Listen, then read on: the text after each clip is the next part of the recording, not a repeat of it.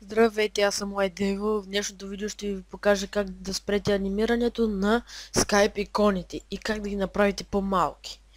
Ако сте с най-новата версия Skype или с която и версия Skype да е, влизате в Skype, нали, давате на инструменти, настройки, отивате на дискусии, цъкате на оформление и облик. И ето вижте сега. По принцип ви го дава е така. Показвай емотикони и ги анимирай. Това го махайте. Показване на големи емотикони. Това е ако искате да са големи, ако искате да са малки. Ето сега запиши и примерно пишем така. Така и виждате, че не е анимирано.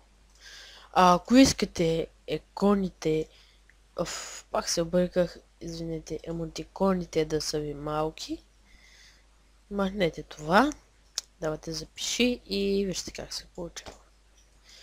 Благодаря ви, че отново бяхте с мен и до скоро!